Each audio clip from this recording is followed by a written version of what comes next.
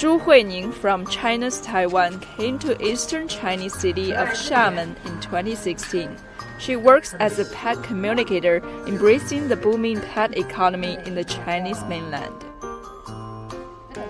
其实随着大家的生活水平越来越好，那更多人会养宠物，那年轻人也开始有更多的人他选择养宠物当做陪伴呢。那我就发现宠物经济是一个未来的趋势啊，因为台湾其实20年前就有宠物沟通，那我在这边看，好像这个宠物沟通这边还没有很多人在发展，那我反而觉得它是一个未来趋势，也是一个蓝海市场，所以那时候就全力去投入在这个宠物经济里面的动物沟通上面。首先真看到这个市场一个很庞大的人口，它是需要这样的一个产业。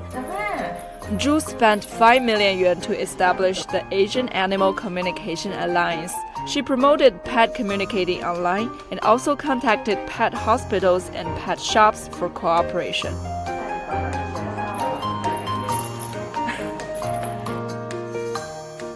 我觉得厦门真的是很多台湾年轻人可以选择进入的第一站。那首先呢，包含饮食啊、文化很多都非常的相近，会有一种像家的感觉啊。其实厦门政府对于我们凯青在这里创业给予很大的扶持，那这点还是对我来讲很感动的，因为我们在创业的过程当中，尤其做一些未来式的一个新兴产业，有支持的力量的温暖的感受，对我们来讲是一个非常重要的力度，让我们更有勇气，好在这种未知产业上面更加拔劲。